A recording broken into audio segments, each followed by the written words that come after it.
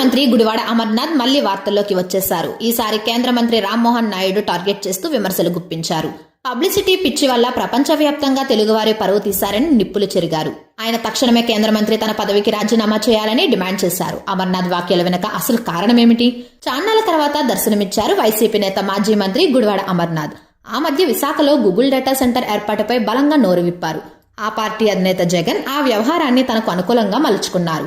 ఇప్పుడు విమానాల ఇష్యూని తనకు అనుకూలంగా మార్చుకునే పనిలో పడ్డారు గుడివాడ అమర్నాథ్.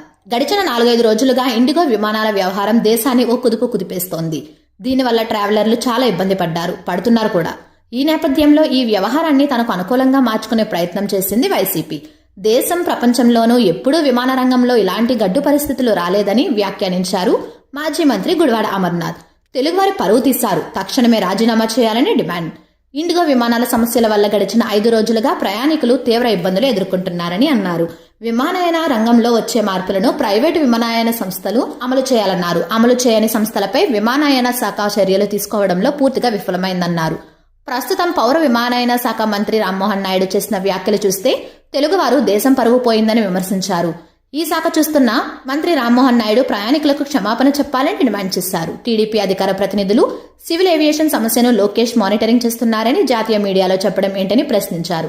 అసలు సివిల్ ఏవియేషన్ మినిస్ట్రీకి లోకేష్ కి సంబంధం ఏంటని ప్రశ్నించారు. దేశంలోని ఓ రాష్ట్రానికి చెందిన మంత్రి మాత్రమేనని, ఆయన గురించి టీడీపీ ప్రతినిధులు ఆ విధంగా సిగ్గుగా అనిపించడం లేదా? వారికి కొంచెం కూడా సిగ్గు అనిపించలేదా? సివిల్ ఏవియేషన్ తీసుకొచ్చిన FDTL విధానాలు అమలు చేయడానికి ముందుగా ఆ శాఖ అసెస్ చేయాల్సిన అవసరం ఉందన్నారు. ఇండిగో సంస్థ ప్రతిరోజు 5 లక్షల మందిని గమ్యస్థానానికి చేరుస్తుందన్నారు. విశాఖలో మొత్తం 12 ఫ్లైట్స్ రద్దు అయ్యాయని అన్నారు. విశాఖ నుండి హైదరాబాద్ వెళ్లాలంటే ప్రస్తుతం 26,000 నుండి 30,000 కొన్ని ఎయిర్లైన్ సంస్థలు డిమాండ్ చేస్తున్నట్లు వివరించారు. కేంద్ర మంత్రి రామ్మోహన్ నాయుడు విశాఖ నుండి శ్రీకాకుళం వెళ్తూ భోగాపురం ఎయిర్పోర్ట్లో 2 రీల్స్ చేసుకుని ఢిల్లీ వెళ్తున్నారని ఆరోపించారు. కేంద్ర కేబినెట్ మంత్రి అంటే రాష్ట్రంలో ముఖ్యమంత్రి పదవితో సమానమని అన్నారు. Aviation minister Rammohan Naidu reels చేయడం మానేసి తన శాఖపై దృష్టి పెట్టాలని హితవు పలికారు. సీఎం చంద్రబాబు, మంత్రి లోకేష్లను జాకీలు పెట్టి లేపడం మానేసి సొంత శాఖపై దృష్టి పెట్టాలన్నారు. 15 ఏళ్లలో ఎప్పుడు విమానం కూలిపోయిన సంఘటన ఇండియాలో లేదన్నారు. పబ్లిసిటీ పిచ్చి వల్ల దేశంలో ప్రపంచవ్యాప్తంగా పరువు పోయేలా పరిస్థితి ఆయన తీసుకొచ్చారు. తీవ్ర స్థాయిలో ధ్వజమెత్తారు.